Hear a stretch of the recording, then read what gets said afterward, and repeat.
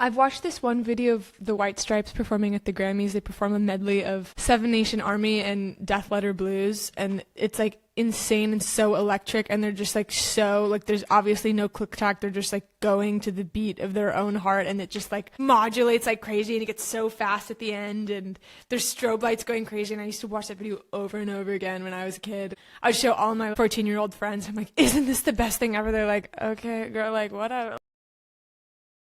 Here are some sequences of a chat of Kathleen Hanna of the Julie Ruin, Le Tigre and Bikini Kill with Olivia Rodrigo, who has released 3 albums as of 2026. Kathleen Hanna creates art and music since the late 80s. Olivia Rodrigo started writing her first album in 2020.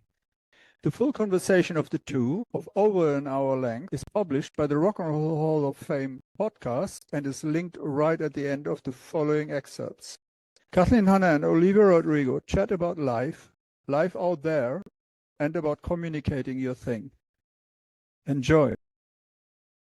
I saw Tori Amos at the Greek recently. I've like watched a video of her playing Winter on piano when I was younger and being like, wow, that's amazing. You can be a rock star and be on the piano. Epic. I lived in a small town, Olympia, Washington. Very small. People wake up, walk and get their coffee, see each other and say hi. It's a community.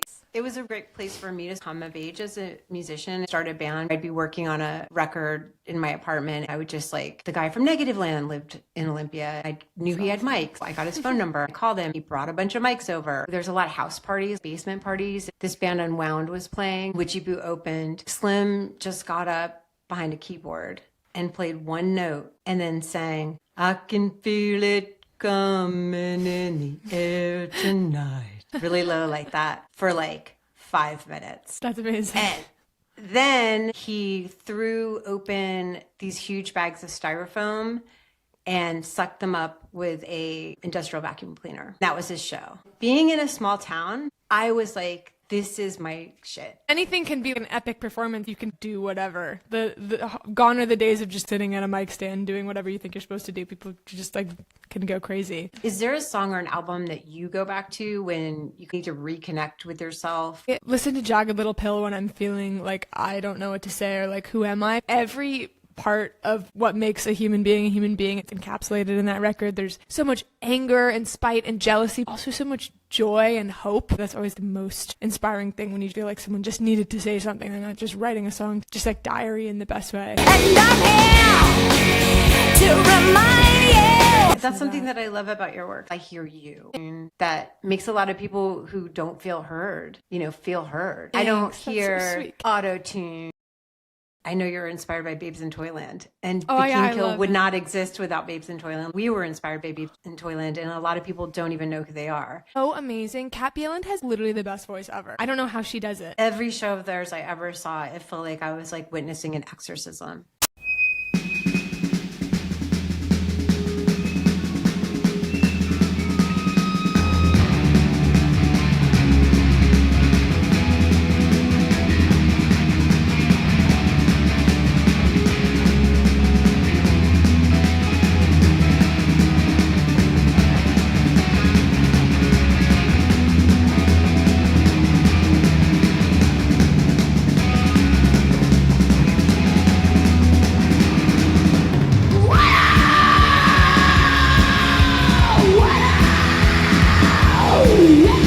Yeah. Like she could flash between the prettiest girl with the huge bow and the cute little dress to like the demon that's going to eat your face. Yeah. In a second. It was so mesmerizing, and her songwriting is so amazing. All 3 of them are just really incredible.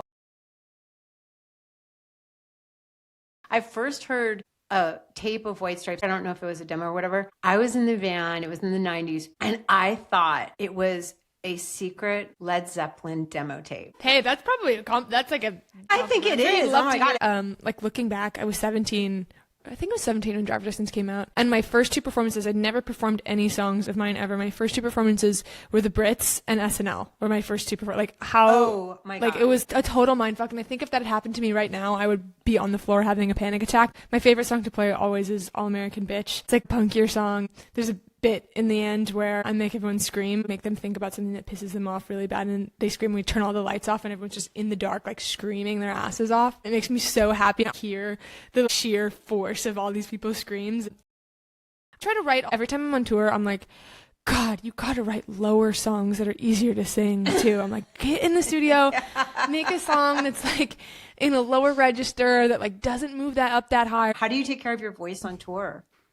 Oh my God, it's so hard. Honestly, I'm curious what your answer to that is, because I feel like I like listen to your songs and you're like screaming in like the coolest way ever that I wish I could do, and I'm like, how does she do that every night? It's like literally, people always say that you have to be an athlete, and I'm always like, yeah, whatever. But you legitimately have to be an athlete. Like, I don't drink, I don't do anything bad. Some days I don't talk. Like, I drink a shit ton of water and take a shit ton of vitamins and have to warm up correctly and cool down correctly and like all of this stuff just to like be like okay. But yeah, I feel like I'm getting better slowly as I tour more. Honestly, some of the stuff that's the hardest is I feel like sometimes I'm like, I can sing pretty well when I'm in the dressing room or whatever, but when you get on stage and you have nerves, it's like an entirely different skill for some reason. It's like riding a bike and then riding like a motorcycle or something. It's like so much harder when you have that extra element of like people watching. And so I think that's also like half of being able to sing well live is just like controlling your mind and your nerves. But I'm curious how you do that on tour, because that is just so foreign to me and just so impressive.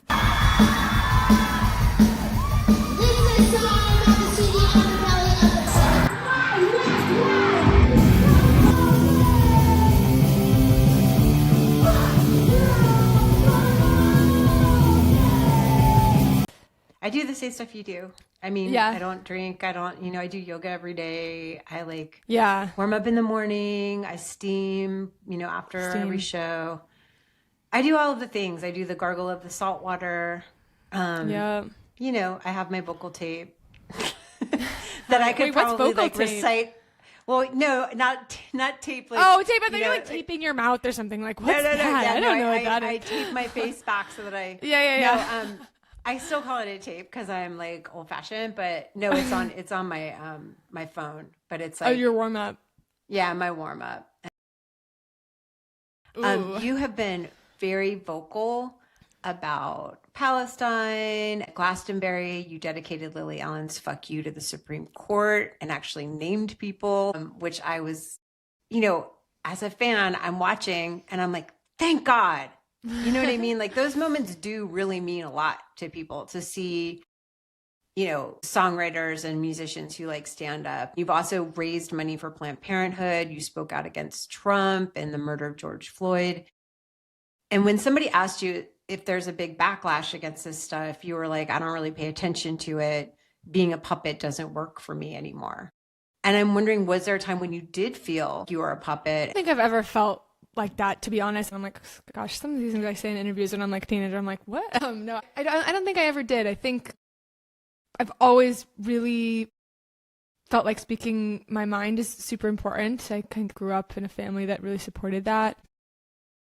I think it's sort of our job as an artist to try our very best to reflect the world around us as we see it in the simplest terms. And I think I'm still sort of working on what that means to me. And there's always things that I feel like I could learn from and do better. As a songwriter, as an artist, I feel like you do that so often. It's inspiring to see people have no fear of being too much or too loud. That's like a testament of an artist, is to be able to reflect what's going on in the world. Yeah, I just think that when you get to a level where you're at, I just think it must be so much harder because there's so much more in play. There's like endorsements and management and like all of that kind of stuff. So I don't have anything to lose. You know what I'm saying? Like, I'm pretty much on like independent labels, and I think it's just, I just want to acknowledge that it's a lot harder when you're at such a high level to do those things because, you have to stay mentally and physically safe. Yeah. And I think a lot of people watching or listening can be like, oh, her life is so great. She's got everything, and you're just a person who actually has a hard job. The job that you have can bring a lot of scary stuff with it, and I think you deal with it really gracefully. And like when I was 19 and I was on tour, I would afterwards talked to every single girl that was at the That's show. amazing. Oh my Yeah, God, but I there were love that. 3.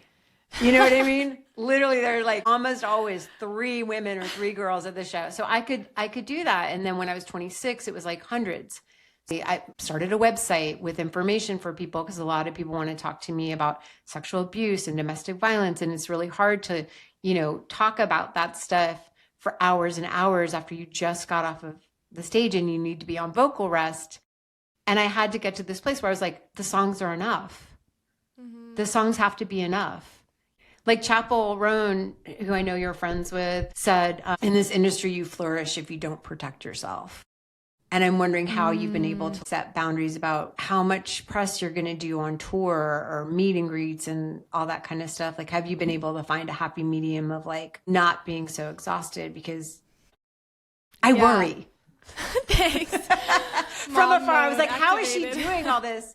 My husband too, he went to your show and he took my kid and his best friend, and he's like, she's doing meet and greets right after, and like, I'm worried.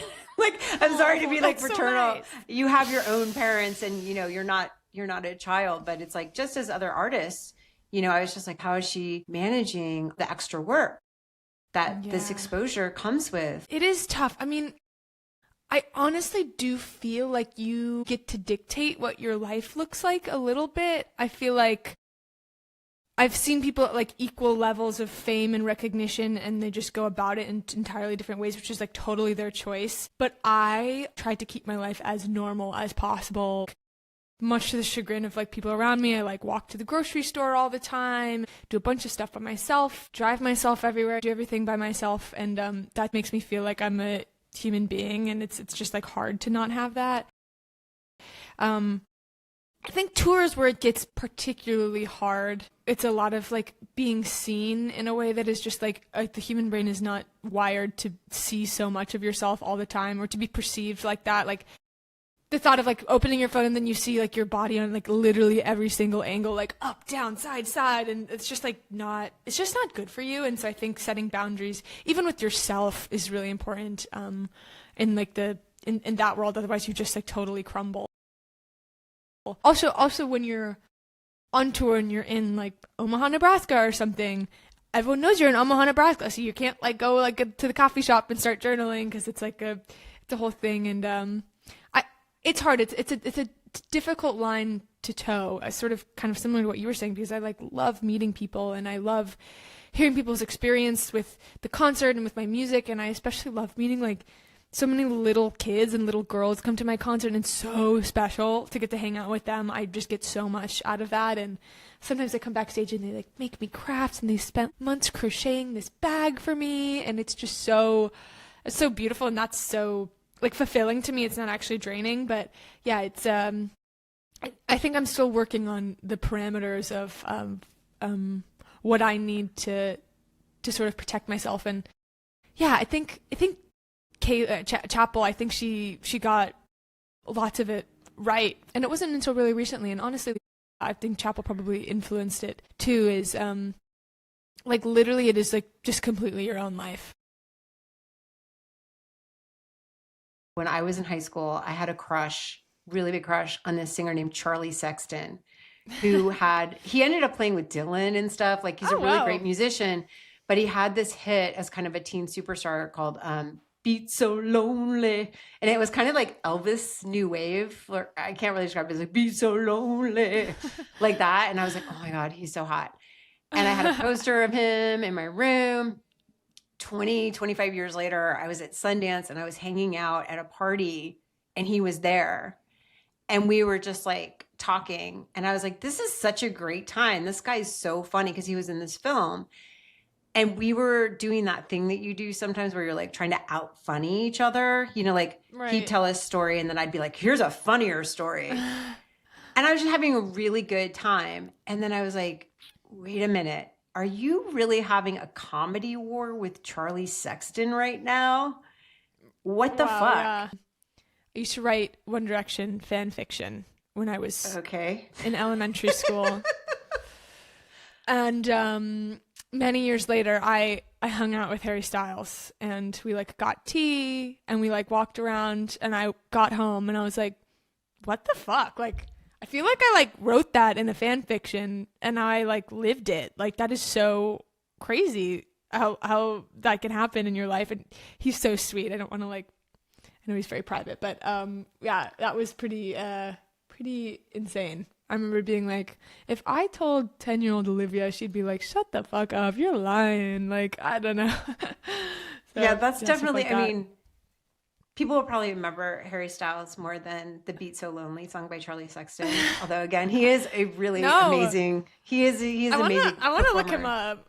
I'm gonna do some research after this. I have to get You to just the have to bottom of look this for you. Beat So Lonely and watch the video and you'll understand. Oh, he is cute though. I see the vision. He's cute. He's your got crush. good cheekbones, really good Yeah, cheekbones. great cheekbones. Yeah, he looks like he plays guitar. That's hot. Are you ready to play a game? Yeah, games. Okay, we're going to look at a picture of an item that's taken from the vault at the Rock and Roll Hall of Fame. And we're going to guess which artist it belongs to. If we can't work it out immediately, we have 3 clues that are going to help us. Are you ready to go? Ooh, I'm so excited. Okay, so we're in this together.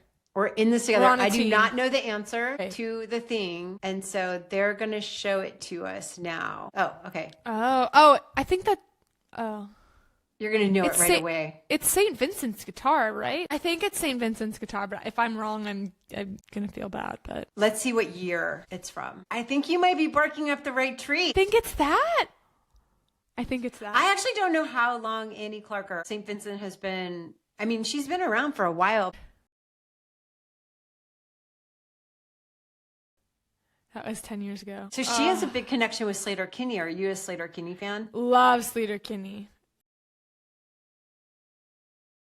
And love Annie, obviously, too. She's amazing. I have never met her. I really want to get her to be a guest. You should. She's so smart. Oh my God. She would like be so illuminating. She's amazing. I watched this really cool video of her talking about her studio and her songwriting and stuff. And she seems like, so her art direction is so incredible. Yeah, She's a world builder. Do we think that adds up with my guess of St. Vincent? I think it does. My memory is so bad that I still think that In the Woods by Slater Kinney is a brand new album. like I'm like, didn't that just come out? I know, it all starts to blur together. Okay. So the guess is St. Vincent's guitar. Do we have any idea what performance it would be from? I feel like Nirvana might have been inducted. That's what I year. was thinking. I think I that was she actually probably asked to inducting sing them. a song, to sing like Smells Like Teen Spirit. Oh my God, the because biggest song ever. Like, Right. I wasn't available. St. Vincent played a Nirvana song at that induction. That guitar is St. Vincent / Annie Clark from the 2015 induction. That's Final my guess. answer. I concur. Okay, so I think now they're going to play a song, and it'll just probably be a song by the artist, and so Okay. that'll cement or not cement. We don't even have a second guess here. So let's I hear. know. Let's hear this. Oh! It's actually a red one. Here, let me read this. So here is our red clue. This artist is not yet eligible for Rock Hall induction. However, she has participated in multiple Rock Hall induction ceremonies, including performing Lithium in honor of Nirvana in 2014 and Running Up That Hill in honor of Kate Bush in 2023. Hell yeah. We're right. Yeah. I was there when Annie did Running Up That Hill and it was epic. I'm so happy. Yay. Our first one out the gate, Kathleen.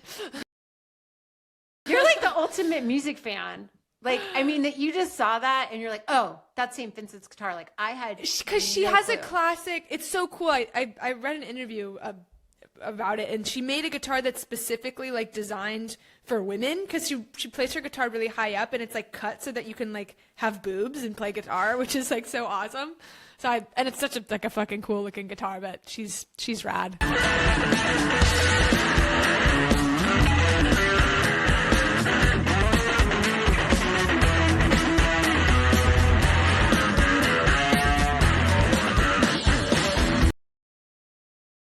Let's hear the audio clue so that we can just cement what we already know.